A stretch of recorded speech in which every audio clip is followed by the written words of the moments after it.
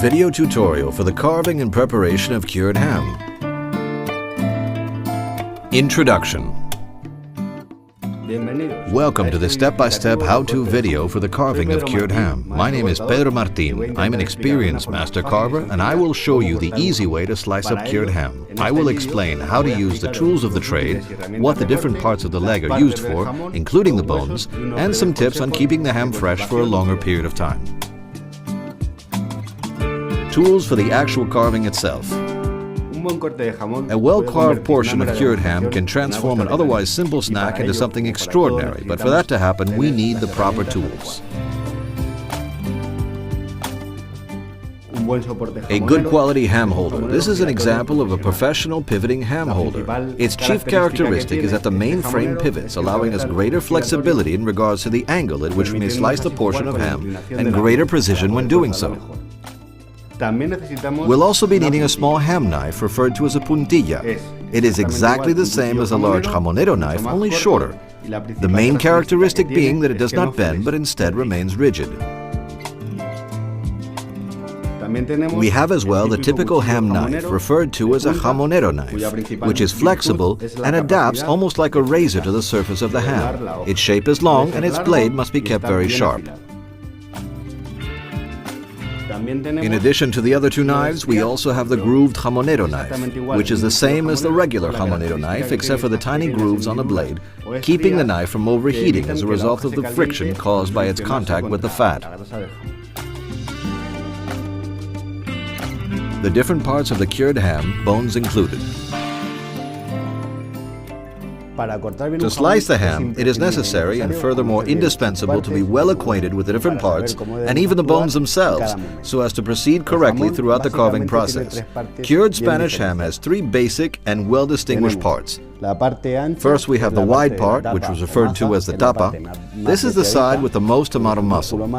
Then there is the babilla, or thigh, which is the most slender of the three, and which also contains the least amount of fat.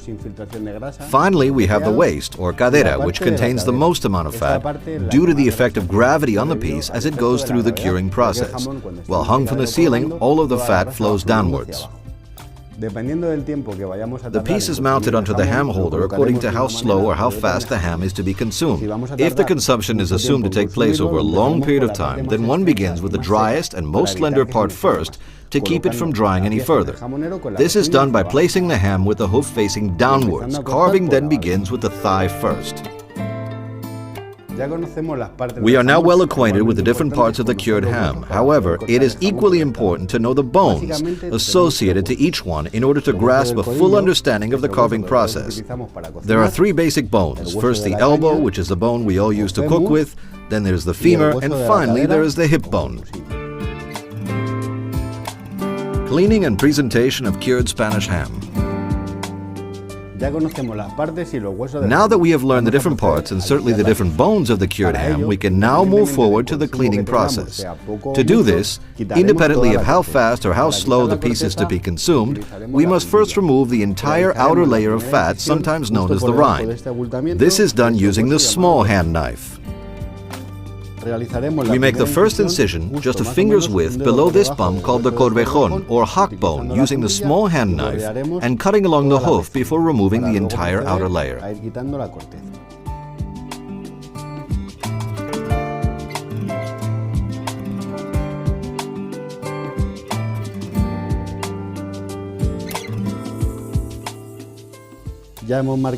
Now that we've made the first cut, we now proceed to simply peel the outer layer towards the incision we've made seconds before.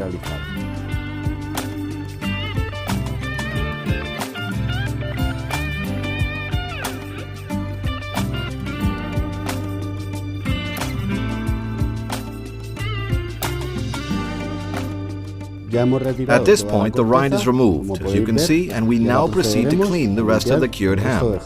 In this video, we will clean the entire piece, but when doing it at home, we will take extra care to clean only the part which we'll be cutting so as to avoid exposing it to air and therefore risk drying it out. First, we mark the hip bone and clean away any and all rancid fat. To mark it efficiently, we'll be using the small ham knife. We make a mark, then we cut alongside the bone, careful not to make too deep an incision. Once we mark the bone, we then proceed to use the jamonero, or big ham knife, to again clean away any and all rancid fat we may encounter, careful not to remove too much of the actual meat.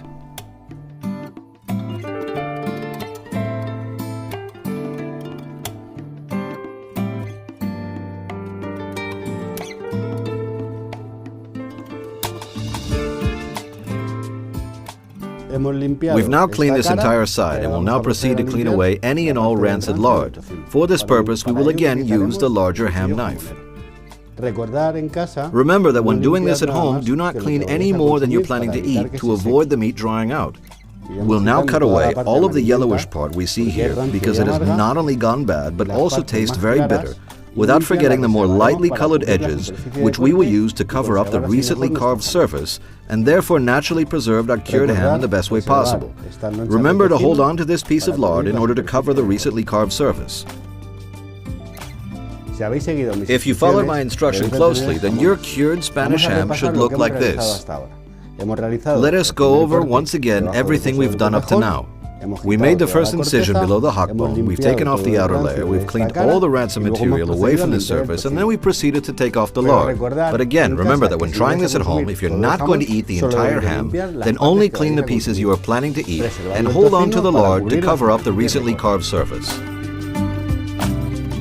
Carving technique for cured Spanish ham. The carving technique will remain the same throughout. We will cut from the hoof until the hip bone in the same way as before.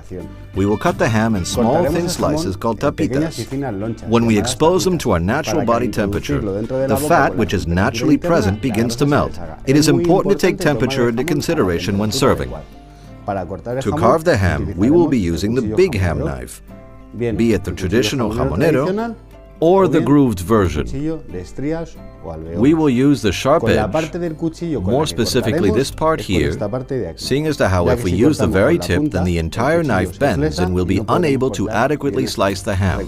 Remember to always carve with this part here.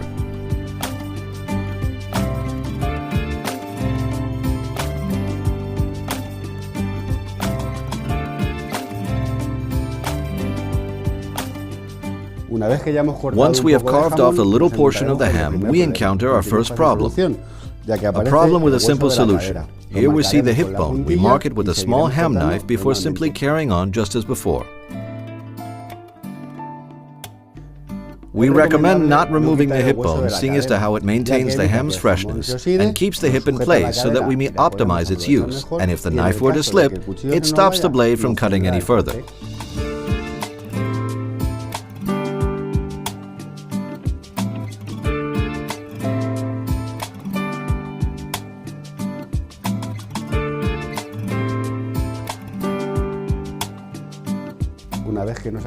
Once we reach the femur bone, it'll be time to turn the piece around and begin carving again, this time on the most slender part of the cured ham.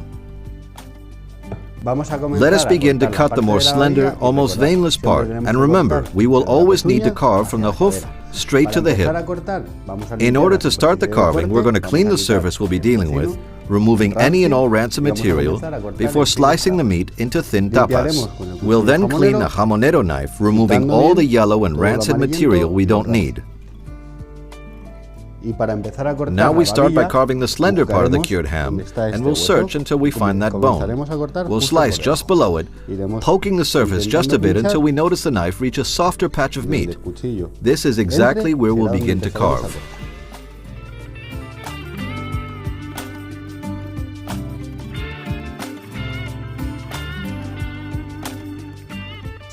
If we continue carving the slender part of the piece, we reach the hip bone, just as we did on the opposite side where we previously carved our tapas. Let's mark it like so before continuing as before. If you followed my instruction carefully, then this should be the final result of what is left over.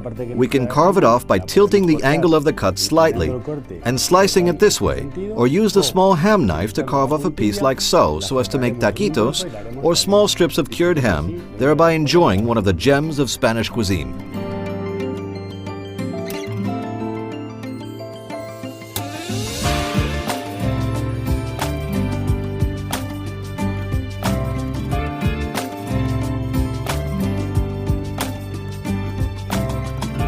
Advice for preserving your cured ham. Well, this is the final result of a well-carved, cured Spanish ham. We hope that you will find this instructional video useful. Remember to make sure you have the proper tools in good condition. Never place the cured ham too close to sources of heat, and remember every step we have explored. We've made the first incision, we've cleaned the outer layer, and depending on how much we intend to serve, we've started it from the hoof facing downwards or upwards. We really hope this video has been useful for you. Enjoy!